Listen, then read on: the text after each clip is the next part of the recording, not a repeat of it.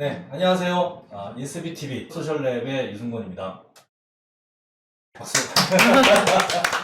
네, 여름 이제 어떻게 지내셨나 모르겠네요. 8월이고 휴가가 이제 뭐 거의 다녀오셨을지 모르겠는데 점점 가을이 되는 것 같아요. 그래서 오늘 가을 맞이 그리고 여름을 우리 마무리하면서 8월 인스비 TV는 그 새로운 주제, 조금 더 새롭고 어떤 분들은 아마 처음 듣는 주제일 것 같은데 CSO에 대한 얘기를 좀 해보려고 합니다.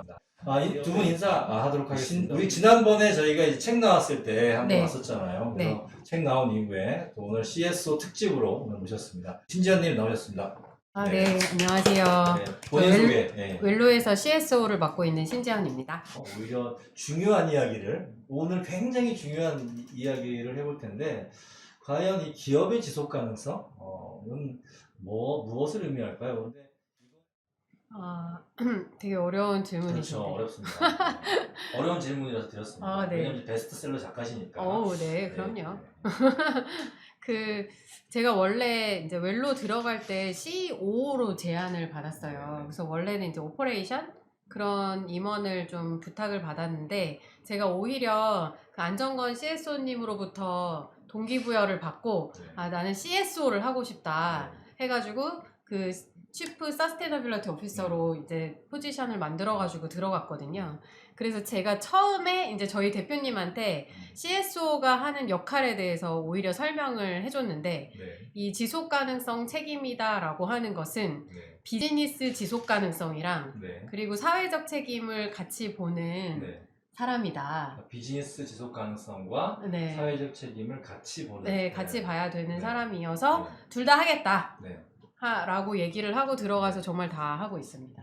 그래서 맨땅에 헤딩하면서 정말 영업, 마케팅, 뭐 보도자료도 쓰고 막 이런 부분이랑 실제 이제 비즈니스에 관련된 직접적인 부분이랑 그리고 지속 가능성이라고 하는 부분은 순차적으로 하고 있는데요. 왜냐하면 처음에 이제 조직에 딱 들어가서 제가 뭐 예를 들면 안정건 CSO님으로부터 자극을 받았던 것처럼 뭐 1년에 4번 교육을 의무적으로 하자 이런 얘기를 들어가자마자 할 수는 없겠더라고요. 그래서 이제 조직의 눈치를 좀 보면서 순차적으로 하고 있어요. 그래서 일단 질문하신 거를 다시 답변을 해보면 그 지속 가능성이라는 부분은 결국은 비즈니스의 지속 가능성. 그러니까 결국 기업은 수익 창출이 되고 이익이 남아야 이제 기업이 살아남을 수 있잖아요. 뭐 월급도 주고 뭐 이래야 되니까 그런 부분이랑 그리고 동시에 이 기업이 존재하는 목적과 가치 그러니까 사회적 책임이나 뭐 이런 부분이랑도 연결이 될 텐데 그런 부분들을 잘 지키는 거. 그래서 기업의 리스크로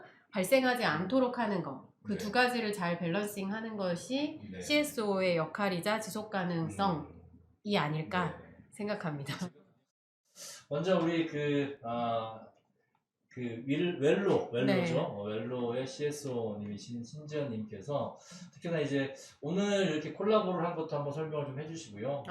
또 착한 기업의 시대가 온다라는 페이북 커뮤니티를 운영하고 계신데 설명도 해주시고 우리 CSO인 웰로의 신지연님의 과연 CSO 생활은 어떤지에 대한 발표를 들어보도록 하겠습니다. 시작하겠습니다.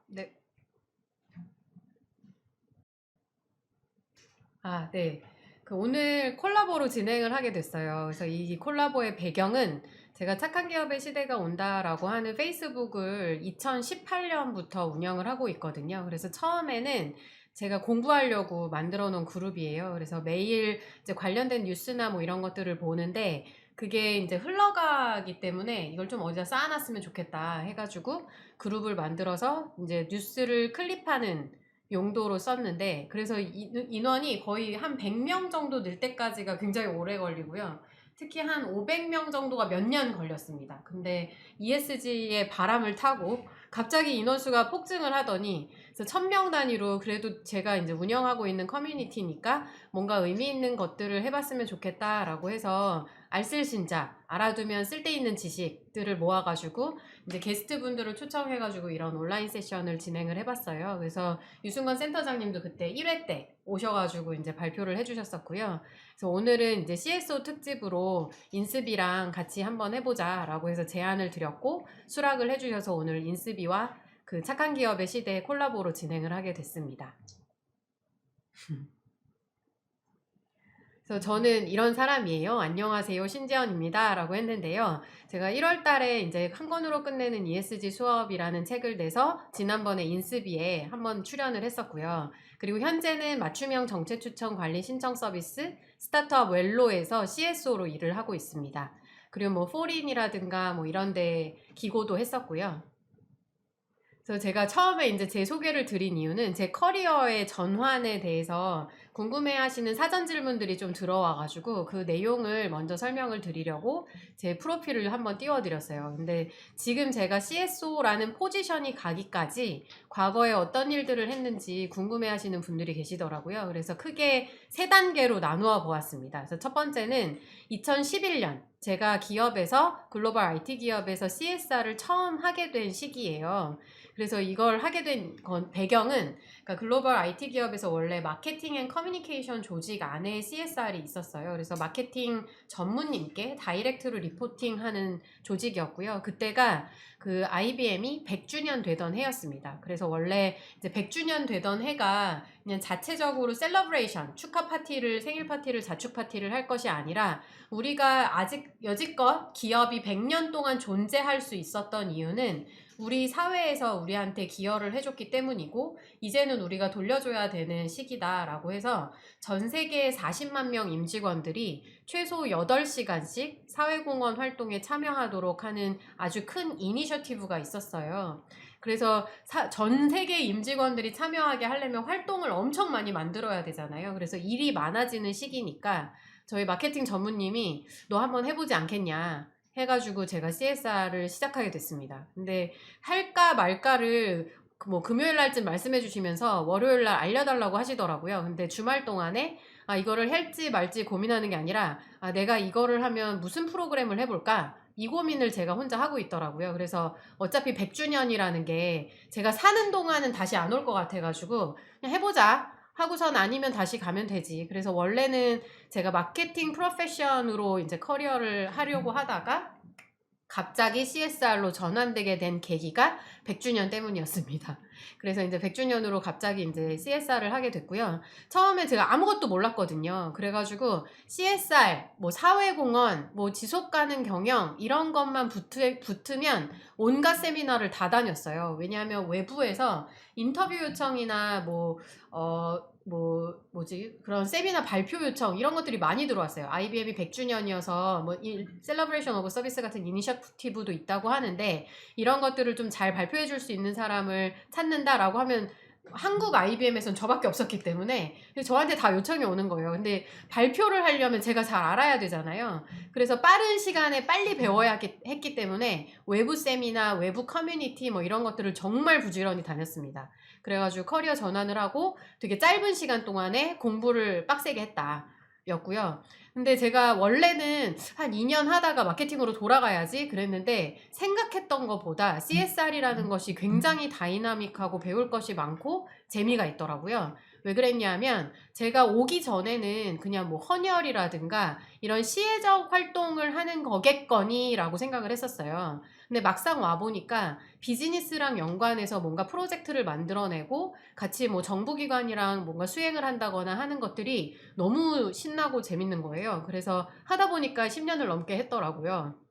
그래서 마지막에 제가 작년 10월쯤에 퇴사를 했는데 그 전에는 코리아와 싱가포르에서 CSR 매니저를 담당을 했었고 그 전에 이제 소셜 임팩트 펀드 매니저라는 것도 담당을 했어요. 그래서 이제 IBM 재단에서 돈을 갖고 있어가지고 이 돈을 그냥 기부만 하는 것이 아니라 뭔가 투자를 하고 더 의미 있게 임팩트를 더 크게 창출해보자 라고 하는 거를 시작을 해가지고 그것도 스터디를 열심히 했습니다. 그래가지고 이제 이 VC 쪽이나 소셜 임팩트 이런 쪽으로 공부를 많이 했는데 실제로 집행은 못 해봤어요. 그래서 담당하셨던 디렉터님이 나가시게 됨으로써 흐지부지 돼가지고 실제 집행은 못 해봤지만 근데 개인적으로 제가 이제 돈을 잘 쓰는 것에 대해서도 좀 관심이 생겨가지고 지금도 그 소셜 임팩트 쪽으로 개인 투자 조합을 한 3개 정도 하고 있습니다. 그리고 글로벌 서스테너빌리티 팀이라 그래가지고 유럽이라든가 미국 기업들은 이미 굉장히 성숙해 있기 때문에 ESG가 우리나라처럼 막 유행처럼 불지는 않았어요. 광풍이 불지는 않았고요. 그냥 우리가 하던 거를 열심히 하고 이게 흩어져 있던 것들을 잘 모아서 정리해서 보여주는 걸 하자라고 하면서 이 글로벌 서스테너빌리티 TFT를 각 국가 그리고 대륙별로 뽑아가지고 만들었습니다. 그래서 그 안에 소속이 됐었고 ESG라는 거는 그냥 하던 것들 루틴대로 하고 그리고 이제 이것들을 온라인 시켜가지고 한꺼번에 보여주는 것들을 어떻게 할까를 플랫폼화 하는 것들을 좀 정리를 했었습니다. 그리고 그 밖에 이제 개인적으로는 아까 말씀드렸던 그 2018년도에 포린 기고를 하면서 이제 페이스북 그룹도 만들고 하면서 대외적으로 메시지를 냈었는데요. 근데 2018년도만 해도 ESG나 뭐 CSR에 대한 이해도가 너무너무 낮았어요. 그러니까 CSR이 뭔지도 모르시고 사회공헌도 잘 모르시고 이런 상황이어가지고 이걸 뭐라고 설명하면 좋을까조차 쉽지 않았던 상황이었습니다. 그래서 이제 착한 기업이라는 워딩을 쓰게 된 거고요. 그리고 뭐 포린 스튜디오 같은 것도 했고 관련된 스토리를 최근에도 기고를 하면서 이제 2021년 10월까지 글로벌 IT 기업에서 CSR 매니저 활동을 본격적으로 하다가 제가 이제 회사를 그만뒀습니다. 그래서 이제 그만두게 된 거는 뭔가 이런 걸 내가 해봐야겠어 이렇게 다 결정하고 나온 거는 아니었고요. 한 직장에 너무 오랫동안 한 자리에 있다 보니까 고인물이 되는 것 같더라고요. 그래서 아까 전에 커리어의 지속 가능성 얘기를 드렸는데 저랑 좀 비슷한 생각 하시는 분들이 많으실 것 같은데 보통 CSR 매니저가 한 기업에 한두 명 정도 있어요. 근데 그나마도 뭐 인사팀, 홍보팀, 뭐 총무팀 이런 데서 겸직으로 하시는 경우들이 대부분이거든요. 그래서 CSR을 단독으로 하는 경우는 되게 드물고 굉장히 큰 대기업, 글로벌 기업 정도 되어야 뭐 10명 혹은 뭐 20명 이 정도 되는 거지 대부분의 기업들은 겸임을 하는 경우도 많다. 즉 이쪽 영역에서 커리어를 이직을 하거나 이럴 기회가 거의 없다. 그래가지고 저희 본사나 제가 AP 쪽으로도 문을 두드렸었는데요. 그 아태 지역이나 본사 가려면 거의 관을 짜야 우리가 글로 갈 수 있다. 뭐 이런 우스갯소리를 할 정도로 정말 자리가 안 나는 거예요. 그러니까 뭔가 자리가 계속 순환이 돼야지 내가 뭐 승진도 하고 자리도 옮기고 이렇게 할 수가 있는데 워낙 사람들이 잘 안 움직이고 하다 보니까 이쪽 CSR 업계는 오히려 헤드헌터가 저한테 연락을 해서 다른 기업의 CSR 매니저 빈자리 없냐라고 물어볼 정도로 정말 이게 순환이 안 되더라고요. 그래서 이런 상황에서 내 커리어의 끝은 무엇인가 뭐 이런 것들을 고민하다가 그냥 뭐 나와서 생각을 해야겠다. 있는 동안은 생각할 시간조차 별로 없는 거예요. 그래서 나와서 생각을 해야겠다라고 생각을 해서 2021년 10월 달에 이제 나왔죠.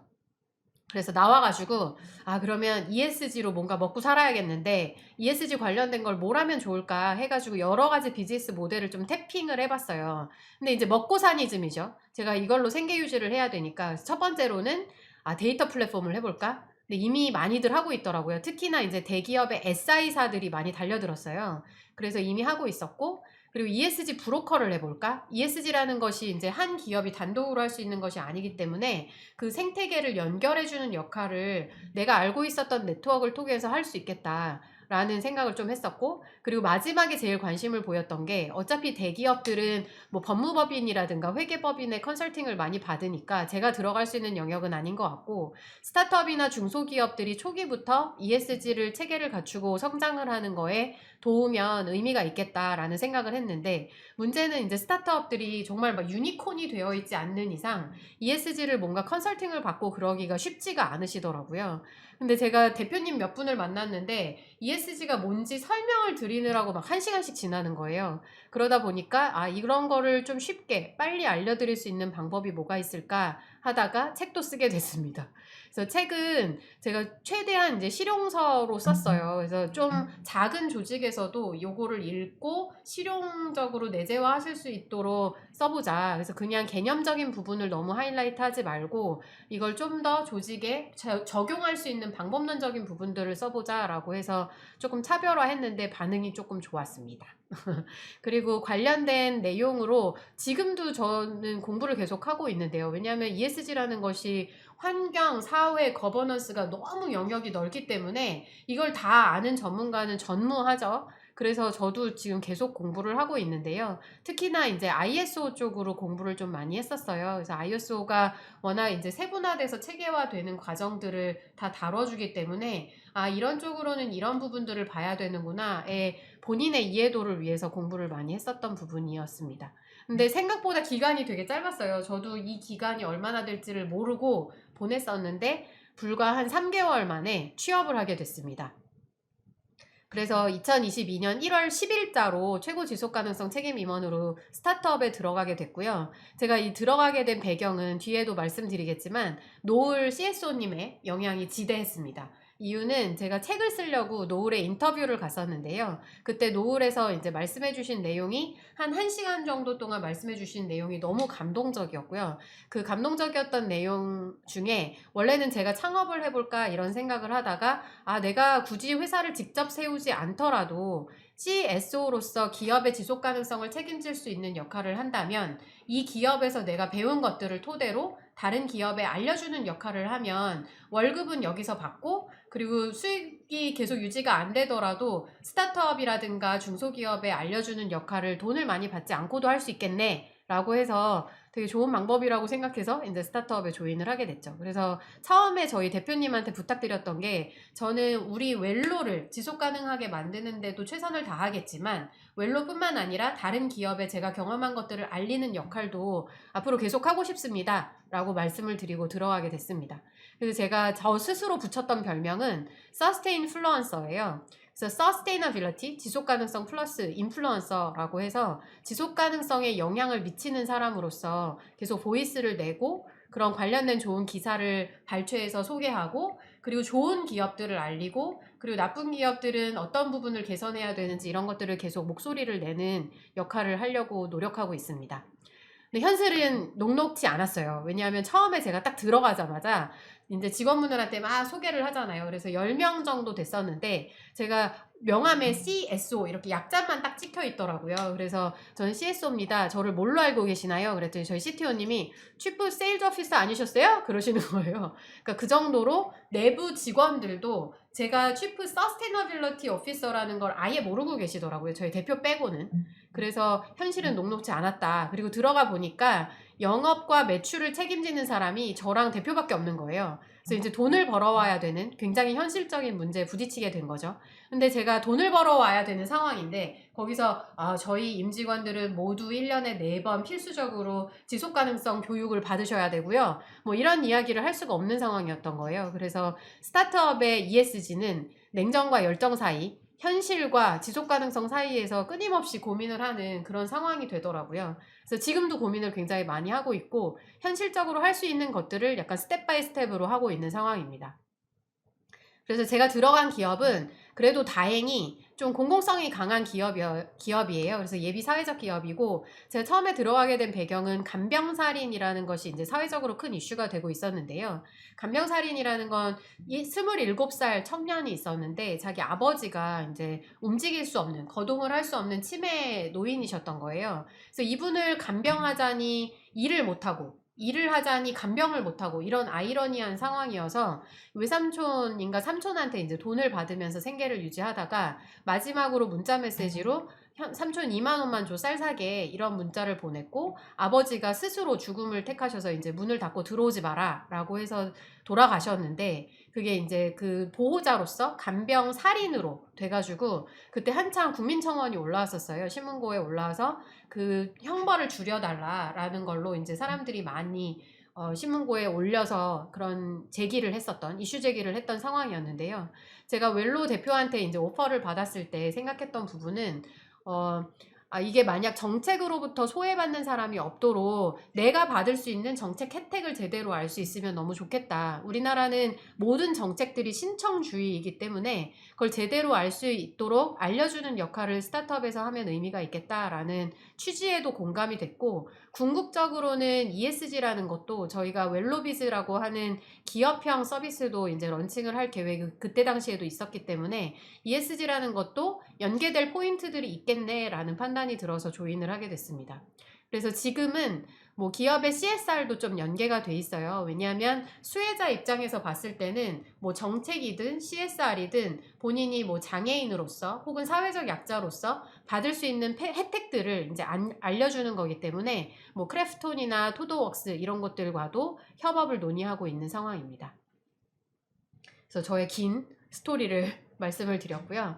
관련해서 이제 스타트업의 ESG 관련해서도 정보성으로 좀 말씀을 드리면요. 이 첫 번째 사진은 실제로 스타트업 대표님이 저한테 사진 찍어서 보내주셨던 내용이에요. 근데 스타트업에서 정부 자금을 받으려면은 그 여러 가지 시리즈가 있거든요. 예창패, 초창패, 창업도약 패키지 뭐 이런 식으로 시리즈가 있는데 그 중에 창업도약 패키지를 받으려고 하니까 거기다 제출해야 되는 내용 중에 ESG 경영 실천 계획을 써가지고 내야 되는 내용이 있었다고 해요. 그래서 도대체 이거 뭐라고 써서 내야 돼요? 라고 하면서 질문하시면서 사진 찍어서 보내주셨는데 뭐 친환경 경영 실천 계획, 사회적 책임 경영 실천 계획 이런 것들을 스타트업에서도 이제 작성하셔야 되는 상황이 된 거죠. 그리고 이거 말고도 공공건물에 입주해 있으신 경우에는 이런 ESG 경영 실천 계획을 내셔야 된다라고 하더라고요. 그리고 두 번째로 또 이제 스타트업의 ESG 관련해서 내려오고 있는 내용은 모태펀드를 운영하는 한국벤처투자에서 이제 ESG의 가이드라인을 만들었어요. 그래서 이 벤처투자에서 굴리는 돈이 엄청 크거든요. 운용펀드가 한 7조 2,775억 원 정도 지난해 말 기준으로 그 정도 기준이 되기 때문에 이 모태펀드를 받아서 투자를 하는 벤처 캐피털리스트들도 결국은 가이드라인이라는 것이 강제성은 없지만 신경을 써야 되는 그런 상황이 된 거죠. 그래서 벤처 캐피털리스트들도 작년부터 ESG 공부를 엄청 많이 하기 시작했어요. 그리고 그 돈을 받아야 되는 스타트업에서도 ESG에 대한 공부를 시작한 상황입니다. 그래서 이게 스타트업 씬으로도 ESG 관련된 것들이 내려오고 있다라는 상황을 좀 말씀드렸고요. 그리고 제가 아까 전에 조인하게 된 감동적인 스토리였다고 하는 그 노을의 사례인데요. 제가 좀 놀라웠던 포인트는 크게 세 가지였어요. 첫 번째는 조직 구조였는데 그 CSO님한테 리포팅하는 팀이 4개 팀이 있는데 파이낸스, HR, 커뮤니케이션, 서스테너빌리티. 그래서 사실은 뭐 커뮤니케이션, 서스테너빌리티, HR은 그럴 수 있겠다 싶긴 한데 제가 놀랐던 포인트는 파이낸스, 재무팀이었어요.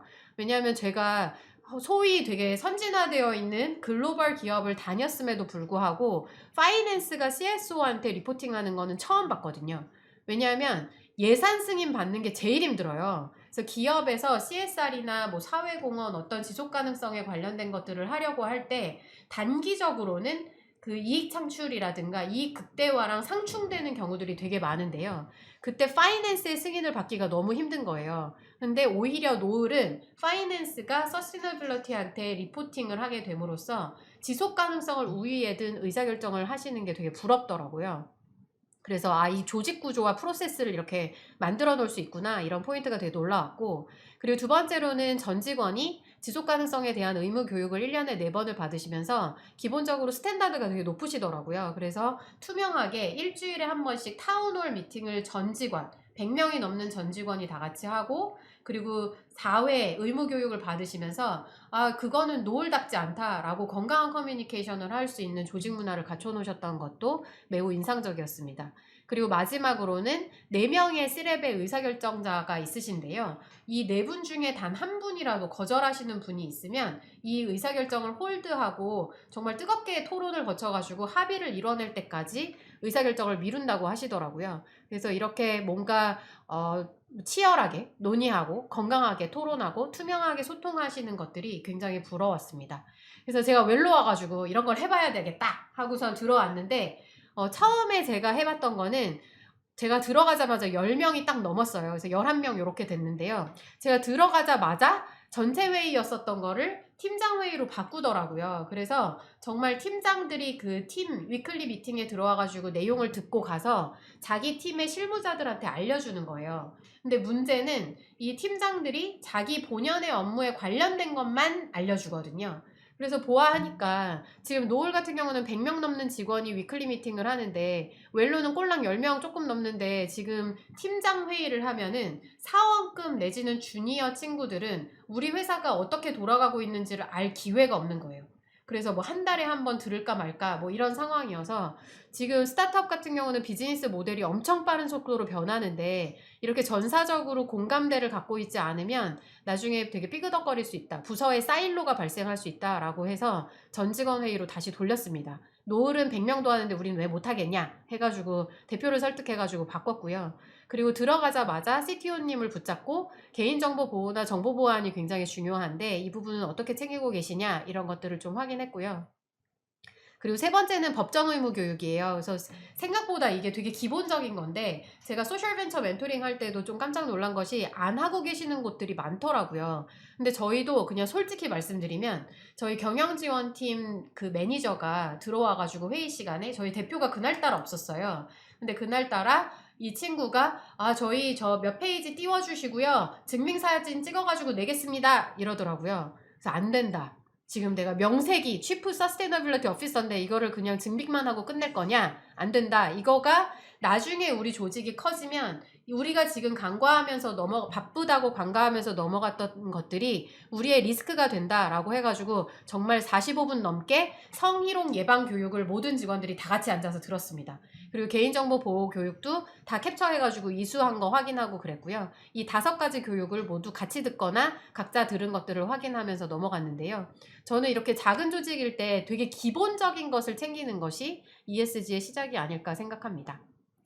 그래서 시간이 제가 생각보다 많이 걸려가지고요. KESG 가이드라인이라고 이제 정부 부처에서 합동 발표를 한 것들이 있는데 이 영역별로 어떤 요소들을 포함하고 있느냐 이런 것들을 잘 아시는 게 중요해요. 그래서 스타트업의 기준은 살짝 다르기는 한데 왜냐하면 제조산업이랑 똑같은 기준으로는 볼 수는 없기 때문에 약간 다르지만 크게 다르진 않다. 다만 먼저 제조산업처럼 직접 뭐 탄소 오염물질이라든가 이런 배출물을 이렇게 발생시키는 것은 아니기 때문에 스타트업 같은 경우에는 뭐 서버 사용량을 어떻게 하고 있는지 혹은 우리가 클라우드 사업자를 고를 때 되도록이면 ESG 경영을 잘하는 사업자를 고른다거나 하는 식으로 좀 다른 방법으로 스타트업도 ESG를 할 수가 있습니다. 그래서 사례를 제가 2가지 정도 넣어놨는데요. 짧게 설명을 드리면 그 스타트업에서도 다양성, 포용성 이런 것들을 많이 보실 텐데 이게 보통 비율로 많이 보잖아요. 그래서 전체 직원 중에 여성 비율 몇 %, 그리고 임원 중에 여성 비율 몇 %, 이사회의 여성 비율 몇 % 이렇게 많이 보는데요. 다양성이라는 것은 성별뿐만 아니라 사회적 약자를 모두 아우르는 것이어서 장애인 혹은 뭐 성소수자 그리고 인종 이런 것들을 다양하게 포함하는 것을 다양성이라고 하죠. 그리고 포용성이라는 것은 이런 사회적 약자들이 그들의 능력을 충분히 발휘하여 역량을 발휘하여 일할 수 있는 근무 환경이랑 조직 문화를 갖추고 있느냐가 포용성입니다. 근데 이 2가지가 중요한 거는 비율로서 우리가 숙제하듯이 뭐 50% 채웠네 이게 중요한 게 아니고요. 이게 결국은 기업의 서비스와 제품의 경쟁력에 영향을 미치기 때문입니다. 그래서 예를 들면 인공지능 챗봇 이루다를 만든 스타트업이 있어요. 근데 여기가 서비스를 출시하자마자 바로 접었는데 이유가 2가지였거든요. 개인정보 침해 그리고 성장애인 비하 발언 2가지 때문이었어요. 근데 성장애인 비하 발언을 보통 챗봇을 트레이닝 시킬 때 이렇게 공짜로 쫙 배포해주고 다 써보세요 해가지고 그 모아진 시나리오로 트레이닝을 시키는 건데 거기서 잘못 학습이 된 거죠. 근데 만약 이 직원들 중에 사장님 그거 그대로 출시하면 진짜 큰일 나요. 우리 기업에 완전 먹칠될 거예요. 라고 하면서 뭔가 제지를 할 수 있었던 관점을 가진 직원이 있었으면 이런 리스크를 방지할 수 있지 않았을까. 그런 측면에서 다양성과 포용성은 굉장히 중요합니다. 그리고 2번째는 슈퍼비인과 같은 스타트업이 대기업이랑 오픈 이노베이션이라는 내용으로 ESG 콜래버레이션, 오픈 이노베이션 하는 경우인데요. 슈퍼비는 저런 재활용 그 플라스틱을 이렇게 딱 넣으면은 깨끗한지 봐서 쫙 찌그러뜨려가지고 그걸 고급 플라스틱 자원으로 만들어서 뭐 가방이라든가 뭐 옷이라든가 신발 이런 것들을 만들 수 있도록 지원을 순환 경제를 만들어주는 곳인데요. 여기서 이것처럼 이제 스타트업에 혹은 소셜 벤처에 대기업이랑 협업할 수 있는 기회들도 많이 생기고 있다라는 부분을 강조드리고 싶었습니다.